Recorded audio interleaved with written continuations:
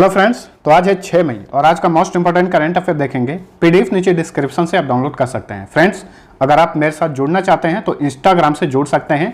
Telegram पे daily PDF upload किया जाता है, तो आप हमारे टेलीग्राम ग्रुप को भी ज्वाइन कर सकते हैं। चलिए सबसे पहले 5 मई के करंट अफेयर का रिविजन करिए। पहला क्वेश्चन, हाल ही में किस राज्य ने शहरी लोगों को 120 दिनों का रोजगार देने के लिए मुख्यमंत्री शहरी रोजगार गारंटी योजना लॉन्च किया है? हिमाचल प्रदेश ने। क्रिकेट के तीनों प्रारूपों में शानदार प्रदर्शन करने के लिए किसे सर रिचर्ड हैडली मेडल प्रदान किया गया है? रॉस टेलर को। ये न्यूजीलैंड के क्रिकेटर हैं। 4 मई को गुट निरपेक्ष आंदोलन के वर्चुअल सम्मेलन में भारत का प्रतिनिधित्व किसने किया? प्रधानमंत्री नरेंद्र मोदी ने। 2014 में पीएम बनने के बाद पहली बार इन्होंने गुट निरपेक्ष आंदोलन के सम्मेलन में हिस्सा लिया था। ठीक है। अच्छा, इस सम्मेलन की अध्यक्षता किसने की? अजरबैजान के राष्ट्रपति इल्हाम अलीयेव ने। वर्ल्ड एंटी डोपिंग एजेंसी ने डोप टेस्ट में फेल होने पर भारतीय डिस्कस थ्रोअर यानी चक्का फेंक संदीप कुमारी पर कितने साल का प्रतिबंध लगा दिया है? 4 साल का। संदीप कुमारी का संबंध हरियाणा से है। हाल ही में अंतर्राष्ट्रीय अग्निशमन दिवस कब मनाया गया? 4 मई को। किस भाषा के प्रसिद्ध कवि के.एस. निसार अहमद का हाल ही में निधन हो गया? ये कन्नड़ भाषा के कवि थे। ठीक है। के.एस. निसार अहमद को नित्योत्सव कवि भी कहा जाता था। महिला और बाल विकास मंत्रालय के नए सचिव कौन बने हैं? अजय तिर्की। भारतीय लोकपाल के न्यायिक सदस्य का क्या नाम है जिनका हाल ही में कोरोना वायरस के कारण निधन हो गया? अजय कुमार त्रिपाठी। ठीक है। ये छत्तीसगढ़ हाई कोर्ट के पूर्व मुख्य न्यायाधीश भी थे। किस संस्था ने राष्ट्रीय e commerce market place Bharat market launch करने की घोषणा की है? अखिल भारतीय व्यापारियों का परिसंघ ने यानी CAIT ने। विश्व स्नूकर चैंपियन पीटर एबडन ने पेशेवर स्नूकर से संन्यास लेने की घोषणा की है। उनका संबंध किस देश से है? ब्रिटेन से है। पीटर एबडन ने 2002 में विश्व स्नूकर चैंपियनशिप का खिताब जीता था। किस संस्थान ने 30 सेकंड के भीतर कोरोना वायरस एंटीजन का पता लगाने वाले डिवाइस ई-कोव सेंस विकसित किया है? राष्ट्रीय पशु जैव प्रौद्योगिकी संस्थान ने। ठीक है। यह हैदराबाद में है। 2 मई 2020 को अंतर्राष्ट्रीय खगोल विज्ञान दिवस मनाया गया। इस दिवस को वर्ष में कितनी बार मनाया जाता है? यह एक ऐसा दिवस है कि एक वर्ष में 2 बार मनाया जाता है, एक शरद ऋतु में और एक वसंत ऋतु में। ठीक है। और इसका डेट भी फिक्स नहीं है कि इस दिन मनाया जाता है।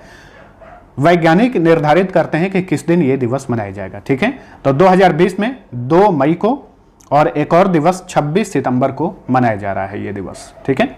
अब चलिए आज का करंट अफेयर देखते हैं। पहला क्वेश्चन, कांग्रेस के किस नेता को लोकसभा में संसदीय लोक लेखा समिति का अध्यक्ष नियुक्त किया गया है?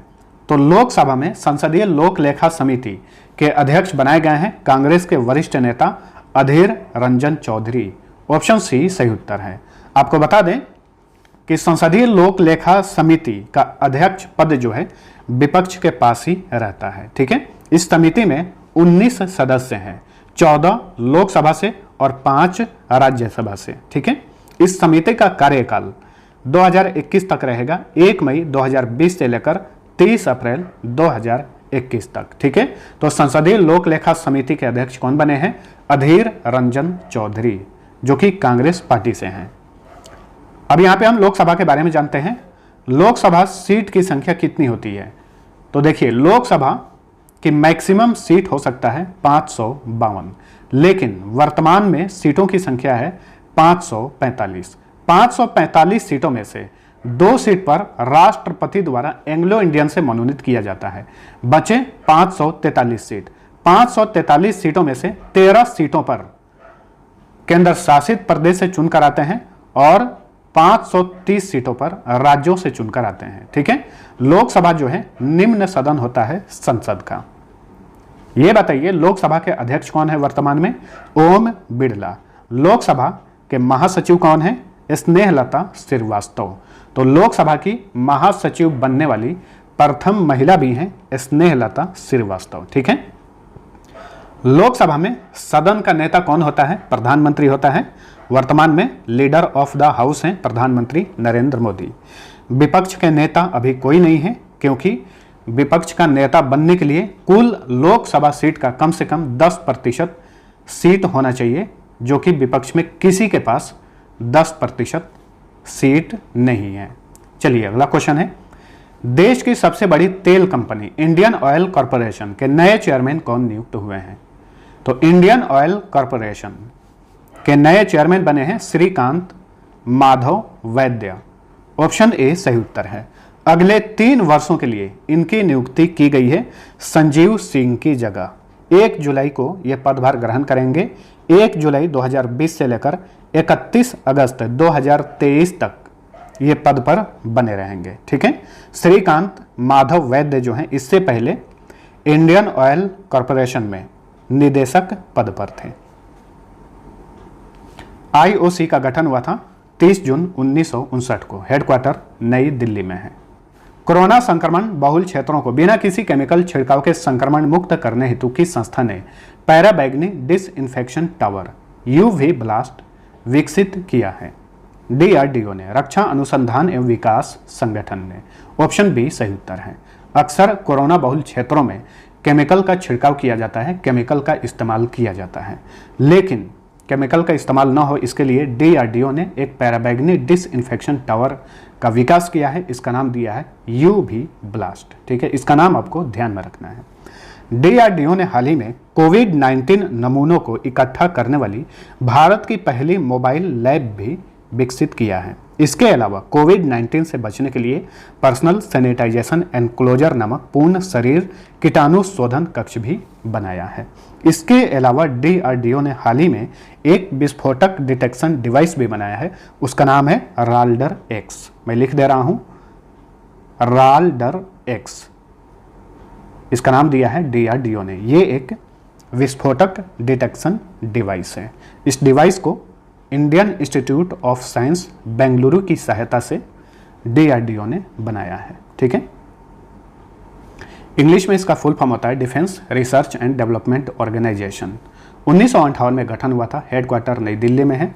चेयरमैन है जी सतीश रेड्डी। हाल ही में किस राज्य में कोविड-19 संक्रमण को रोकने के लिए लगभग 2 दशक बाद फिर से ठीकरी पहरा प्रचलन में आया है?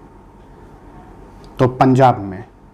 ऑप्शन सी सही उत्तर है। पंजाब के साथ साथ हरियाणा में भी ठीकरी पहरा प्रचलन में आया है लगभग 2 दशक बाद, यानी 20 से 25 साल बाद। ठीक है, अच्छा ये क्या होता है? ठीकरी पहरा क्या होता है? गांव के एक या एक से अधिक व्यक्तियों द्वारा रात में गांव का पहरा दिया जाता है ताकि कोई भी संदिग्ध या फिर अनजान व्यक्ति गांव में प्रवेश न कर सके। इसे कहा जाता है ठीकरी पहरा। तो कोविड-19 के मद्देनजर अब फिर से ये शुरू हुआ है पंजाब और हरियाणा में। ठीक है, पंजाब के बारे में जानिए फटाफट।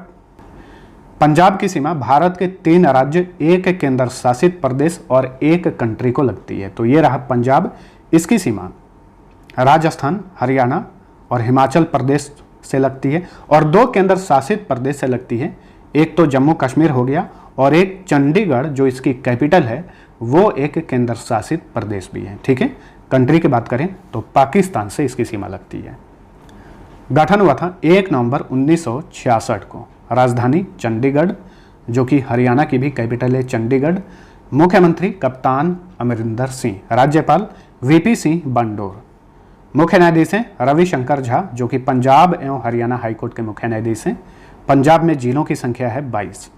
लोकसभा सीट 13, राज्यसभा सीट 7, विधानसभा सीट 117 है।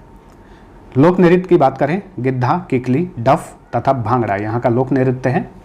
वन्य जीव अभयारण्य यानी वाइल्ड लाइफ सेंचुरी, बीर गुरदयालपुरा वन्य जीव अभयारण्य, झाझर बंचोली वन्य जीव अभयारण्य, कठलौर कुशियान वन्य जीव अभयारण्य, नांगल वन्य जीव अभयारण्य सभी पंजाब में है। राष्ट्रीय उद्यान है, एक प्रमुख है टखनी रेहमपुर राष्ट्रीय उद्यान। रंजीत सागर बांध, शाहपुर कांडी बांध, ये दोनों बांध रावी नदी पर है पंजाब में। आधिकारिक भाषा पंजाबी है। यूनेस्को या फिर Guillermo Cano world press freedom prize 2020 से किसे सम्मानित किया गया है? तो इस पुरस्कार से सम्मानित किया गया है जिनेथ बेदोया लीमा को। ये कहाँ के हैं? ये कोलंबिया के हैं, कोलंबिया के पत्रकार हैं।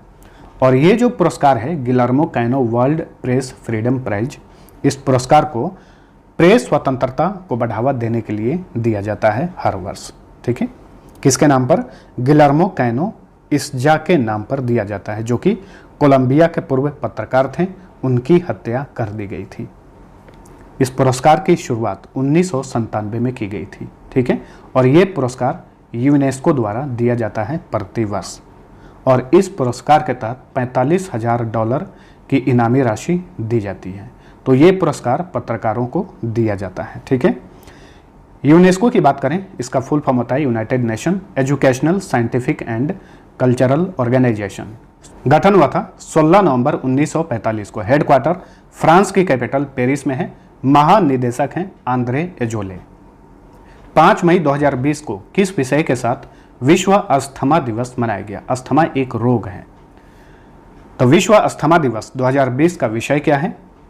इनफ अस्थमा डेथ्स 2020 का ये विषय है। तो ऑप्शन ए सही उत्तर है। तो हर वर्ष अस्थमा के प्रति लोगों को जागरूक करने के लिए ये दिवस मनाया जाता है। ठीक है, ग्लोबल इनिशिएटिव फॉर अस्थमा द्वारा ये दिवस मनाया जाता है। इस दिवस की शुरुआत की गई थी 1998 में। ठीक है, अच्छा, जो अस्थमा होता है इससे कौन सा अंग प्रभावित होता है? फेफड़ा यानी लंग्स। इस बीमारी का लक्षण होता है सांस फूलना, घरघराहट, छाती में घरघराहट होता है, जकड़न होता है, और ये एक ऐसा बीमारी है जो ठीक नहीं हो सकता है लेकिन पूरा जीवन जीने में सक्षम किया जा सकता है। जैसे कि आप लोग देखते होंगे कि जिस व्यक्ति को अस्थमा होता है वो व्यक्ति अपने पास हमेशा एक इन्हेलर रखता है, वक्त पड़ने पर वो इन्हेलर लेते रहता है। 5 मई को और भी दिवस मनाया जाता है, ध्यान से सुनिए। इंटरनेशनल मिडवाइफ डे 5 मई को ही मनाया जाता है। एक और दिवस मनाया जाता है इस दिन, विश्व हाथ स्वच्छता दिवस यानी वर्ल्ड हैंड हाइजीन डे मनाया जाता है। ठीक है, वर्ल्ड हैंड हाइजीन डे 2020 का कैंपेन थीम है save lives clean your hands. Feature photography श्रेणी में भारत के 3 पत्रकारों डार यासीन, मुख्तार खान और डैश को पुलित्जर पुरस्कार 2020 से सम्मानित किया गया है। तो एक है चन्नी आनंद। ठीक है, 3 पत्रकारों को, 3 भारतीय पत्रकारों को, डार यासीन, मुख्तार खान और चन्नी आनंद को ये पुरस्कार दिया गया है। वैसे ये पुरस्कार बहुत सारे लोगों और संस्थाओं को दिया गया है, लेकिन जिन भारतीयों को दिया गया है उसका नाम काफ़ी इंपॉर्टेंट है, ध्यान में रखिए। ये पुरस्कार बार बार पूछा जाता है। ये तीनों पत्रकार जो हैं एसोसिएट प्रेस से जुड़े हुए हैं और कश्मीर में लॉकडाउन के दौरान कवरेज के लिए इन्हें ये पुरस्कार दिया गया है। ठीक है, अब जानिए पुलित्जर पुरस्कार के बारे में। पुलित्जर पुरस्कार जो है समाचार पत्र, मैगजीन, पत्रकारिता, साहित्य और संगीत सहित 21 क्षेत्रों में दिया जाता है। जोसेफ पुलित्जर के नाम पर इस पुरस्कार की शुरुआत की गई थी 1917 में। ठीक है, और ये पुरस्कार कोलंबिया यूनिवर्सिटी द्वारा दिया जाता है और इस पुरस्कार के तहत प्रत्येक व्यक्ति को $15,000 की इनामी राशि दी जाती है। फेना द्वारा फुकुओका जलीय विज्ञान विश्व चैंपियनशिप 2021 को स्थगित कर दिया गया है। अब इसका आयोजन कब किया जाएगा? तो अब इसका आयोजन किया जाएगा 2022 में। टोक्यो ओलंपिक से टकराव की स्थिति में इस खेल को स्थगित किया गया है। अब इसका आयोजन 2022 में जापान के फुकुओका में किया जाएगा। हाल ही में एक और खेल को स्थगित किया गया है, वर्ल्ड यूथ गेम्स, जिसका आयोजन 2021 में ही किया जाना था त्रिनिदाद एवं टोबैगो में। अब उसका आयोजन 2023 में 2023 में किया जाएगा। ठीक है, ये जो चैंपियनशिप है ये एक विश्व तैराकी चैंपियनशिप है। इसका आयोजन 13 से 29 मई 2022 को अब किया जाएगा।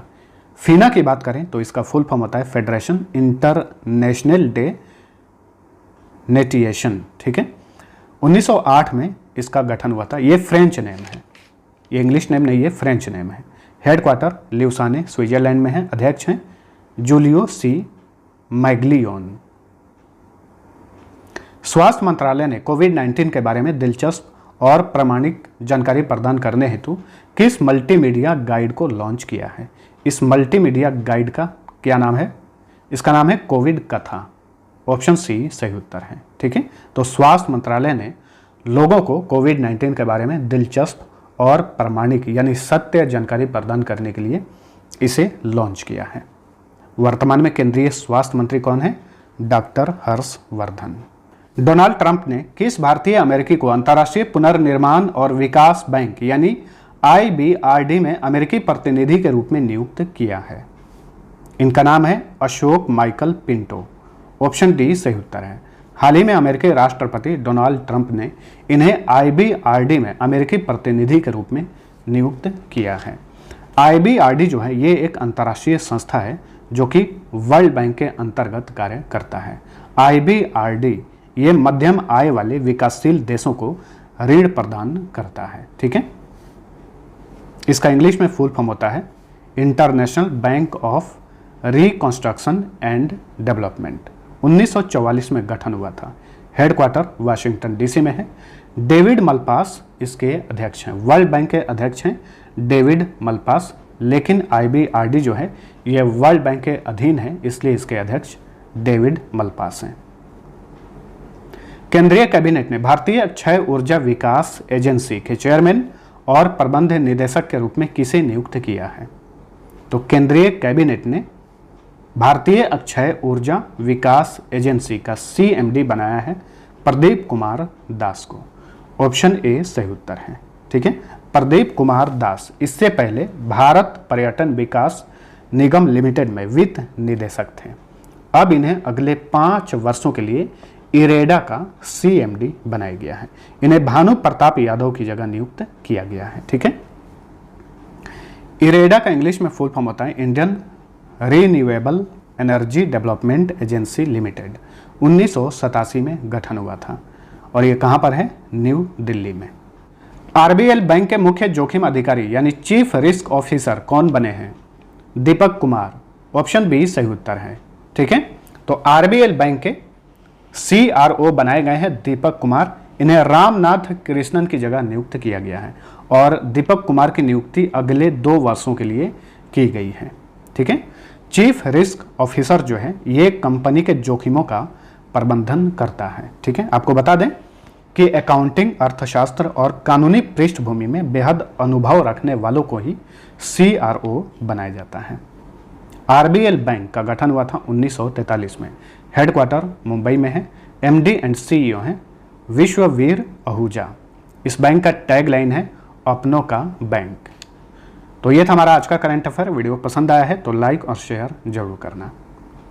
अब चलिए पिछले क्विज का आंसर जानिए। पहला क्वेश्चन था वर्तमान में राज्यसभा के चेयरमैन कौन है?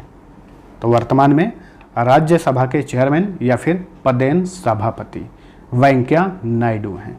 राज्यसभा का पदेन सभापति भारत का उपराष्ट्रपति होता है। वेंकैया नायडू वर्तमान में भारत के उप राष्ट्रपति हैं। रामनाथ कोविंद राष्ट्रपति हैं। ओम बिरला लोकसभा अध्यक्ष हैं और हरिवंश नारायण सिंह ये वर्तमान में राज्यसभा के उप सभापति हैं। ठीक है, तो इस क्वेश्चन का आंसर बहुत सारे लोगों ने गलत दिया था, ध्यान में रखिए। राज्यसभा के सभापति वेंकैया नायडू हैं और उप सभापति हैं हरिवंश नारायण सिंह। दूसरा क्वेश्चन था वर्तमान में भारत के मुख्य निर्वाचन आयुक्त कौन है? तो इसका सही उत्तर था ऑप्शन सी सुनील अरोड़ा। ठीक है, तो भारत का एक मुख्य निर्वाचन आयुक्त होता है और 2 निर्वाचन आयुक्त होते हैं। तो मुख्य निर्वाचन आयुक्त हैं सुनील अरोड़ा और बाकी 2 निर्वाचन आयुक्त हैं अशोक लवासा और सुशील चंद्र। अब चलिए आज का पहला क्विज है वर्तमान में भारतीय वायुसेना प्रमुख कौन है? दूसरा क्वेश्चन है वर्तमान में खुफिया विभाग के निदेशक यानी डायरेक्टर ऑफ इंटेलिजेंस ब्यूरो कौन है?